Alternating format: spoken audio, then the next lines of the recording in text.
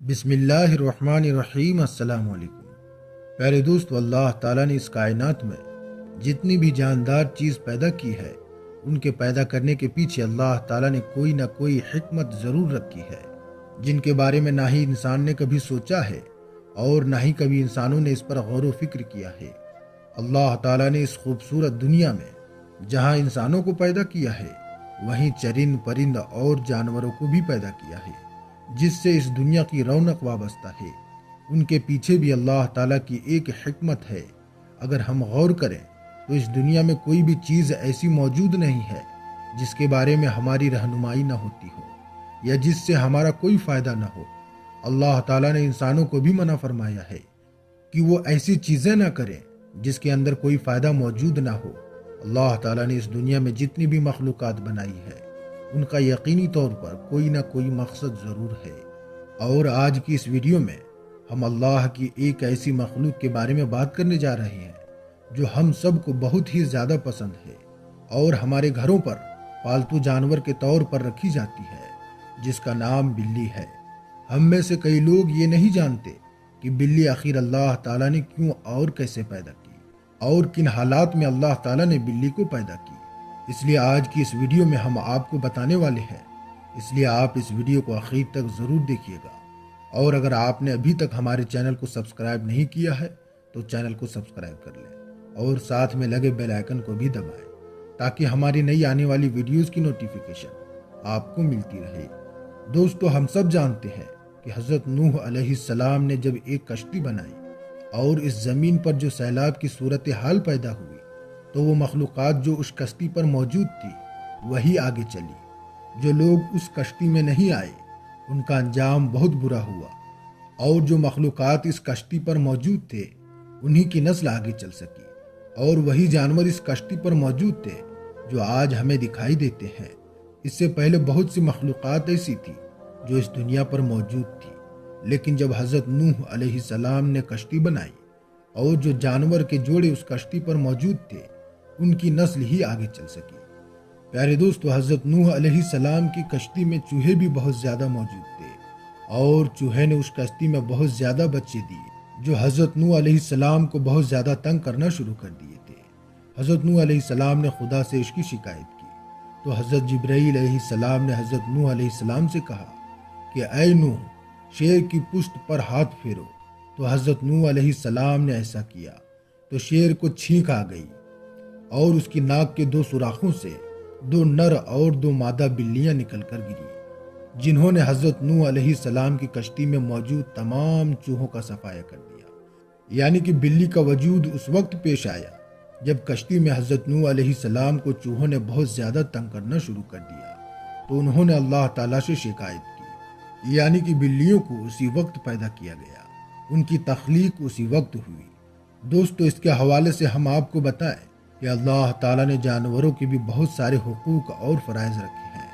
ان کے ساتھ انسان کو پیار اور محبت کے ساتھ پیش آنا چاہیے۔ بلیوں کے حوالے سے کہا جاتا ہے کہ بلیوں کو مارنا نہیں چاہیے، ان کے ساتھ ایسا سلوک نہیں اختیار کرنا چاہیے جو ہمارے معاشرے میں بلیوں کے ساتھ کیا جاتا ہے، یعنی کہ ان کو بہت زیادہ مارا جاتا ہے۔ جب وہ ہمارے پاس سے گزرتی ہیں تو ان کے ساتھ بہت برا رویہ اختیار کیا جاتا ہے، تو ایسا بالکل نہیں کرنا چاہیے۔ حقیقت میں یہ جانور ہماری ضروریات کی تکمیل ہے، ہم انسانوں کے لیے لازم ہے۔ اس لیے اسلام میں جس طرح سے انسانوں کے ساتھ حسن سلوک کرنا ثواب کا کام ہے، اسی طرح سے اللہ تعالیٰ نے زمین و آسمان اور ساری چیزوں کو عظیم مقصد اور بندگی کے لیے پیدا فرمایا ہے، اور انسان کے فائدے کے لیے دنیا اور اس کی ساری چیزوں کو پیدا کیا ہے، اور دنیا میں طرح طرح کی مخلوقات کو خوب بنایا ہے اور سنوارا ہے۔ قسم قسم کے حیوانات، چرند پرند بھی اللہ تعالیٰ نے ہی پیدا فرمایا ہے۔ یہ حیوانات انسانوں کے لیے بہت ہی کارآمد ہے، ان سب سے ہم انسانوں کی بہت ساری ضروریاتیں پوری ہوتی ہیں۔ کچھ جانوروں سے گرم لباس اور کچھ جانوروں سے کپڑے، کمبل، سوال، ٹوپیاں اور جوتے چپل وغیرہ اور طرح طرح کی چیزیں بنائی جاتی ہیں، جبکہ کچھ جانوروں کو کھیتی گرہستی اور بربرداری کے کام آتے ہیں۔ کچھ سے دودھ، دہی، مکھن، گھی، پنیر، گوشت اور بہت ساری مفید چیزیں نصیب ہوتی ہیں۔ در حقیقت دنیا میں موجود بہت سے جانوروں میں ہم انسانوں کے لیے فائدہ ہی فائدہ ہے اور ہمیں ان سے آرام ہی آرام ملتا ہے۔ کتاب ہدایت یعنی قرآن مجید کی کئی صورتوں میں اللہ تعالیٰ نے جانوروں کے بارے میں ارشاد فرمایا ہے۔ ان آیتوں میں جانوروں سے وابستہ ہے اور ان ساری حقیقتوں کو پوری وضاحت کے ساتھ اللہ تعالیٰ نے بیان بھی فرمایا ہے۔ ارشاد الہی ہے اور چوپائے جانور بھی اللہ تعالیٰ نے ہی پیدا فرمایا ہے۔ ان سے تمہارے لیے گرم لباس بھی ہیں اور فائدے بھی، اور ان کو تم کھاتے بھی ہو، اور انہی کی وجہ سے تمہاری شان بھی ہے، اور وہ تمہارے بوجھ بھی اٹھاتے ہیں، اور گھوڑے کھچر اور گدھے کو، تاکہ تم ان پر سوار ہو۔ یہ جانور باعث زینت بھی ہیں۔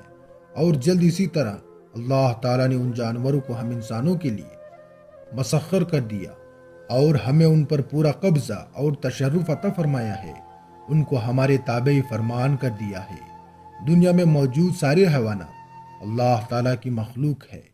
دنیا میں ان کا وجود اللہ تعالیٰ کی قدرت اور حکمت کا جیتا جاگتا ثبوت ہے۔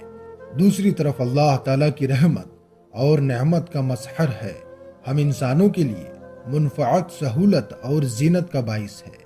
اللہ تعالیٰ نے مختلف اہم موقعوں پر ان بے زبان مخلوق سے بڑے بڑے کام لیے ہیں اور ان سے قدرت متعلقہ کا یقین اور اہتمام ہم انسانوں کو ان جانوروں کے ذریعے اہم امور کی تعلیم دی ہے۔ حقیقت میں یہ جانور ہماری ضروریات کی تکمیل میں ہم انسانوں کے لیے لازم و ملازم ہے، اور اسلام میں جس طرح سے انسانوں کے ساتھ حسن سلوک کرنا ثواب کا کام ہے، اسی طرح سے جانوروں، پرندوں اور چوپائے کے ساتھ بہتر سلوک کرنا اجر و ثواب کا کام ہے۔ قرآن اور سنت میں اس سلسلے میں بہت سی روشنی، تعلیمات اور واضح ہدایت موجود ہے۔ چنانچہ اللہ تعالیٰ نے ان تمام جانوروں کو بھی ہم انسانوں کی طرح جماعت اور گروہ قرار دیا ہے۔ چنانچہ ارشاد الہی ہے کہ زمین کے جانور اور ہوا کی چڑیا بھی تمہاری طرح ایک امت ہے۔ اس بنا پر یہ جانور بھی رحم اور کرم کے، شفقت اور ہمدرد کے مستحق ہے۔ اور ان جانوروں کی حقوق کا تذکرہ قرآن مجید کے مختلف صورتوں میں ملتا ہے، قرآن مجید کی آیات میں موجود ہے، اور اس کے بارے میں مختلف واقعات بھی ہمیں ملتے رہتے ہیں۔ حضور اکرم صلی اللہ تعالیٰ علیہ وسلم کی زندگی سے بھی جس سے ہمیں معلوم ہوتا ہے کہ جانوروں کی کتنی اہمیت ہے۔ ایک حدیث شریف میں ہے کہ ایک صحابی نے کہا کہ اے اللہ کے رسول، میں بکری کو ذبح کرتا ہوں تو مجھے اس پر رحم آتا ہے۔ تو آپ صلی اللہ تعالیٰ علیہ وسلم نے ارشاد فرمایا کہ اگر تم بکری پر رحم کرتے ہو تو اللہ تعالیٰ تم پر رحم فرمائے گا۔ اور ایک حدیث میں ان جانوروں کے ساتھ اچھا سلوک کرنے کا حکم دیا گیا ہے۔ آپ صلی اللہ تعالیٰ علیہ وسلم نے دور جہالت میں جانوروں کے ساتھ رائج تمام ظالمانہ برتاؤ پر سخت تنقید کی اور سنگ دلی اور بے رحمی کے تمام طور طریقے کو بالکل مٹا دیا۔ تو دوستو، دیکھا کہ کس طرح سے ہمارے دین میں جانوروں کے ساتھ حسن سلوک کیا جاتا ہے۔ تو اس سے کیا پتہ چلتا ہے کہ ہم انسانوں کو ان جانوروں سے محبت اور شفقت کی نظر سے دیکھنی چاہیے۔ تو دوستو، ہم امید کرتے ہیں کہ آپ اس ویڈیو کو پورا سمجھ گئے ہوں گے۔ تو دوستو، پھر ملاقات ہوگی کسی اور ویڈیو میں۔ تب تک کے لیے آپ اپنا اور اپنوں کا خیال رکھیں۔ السلام علیکم۔ اللہ حافظ۔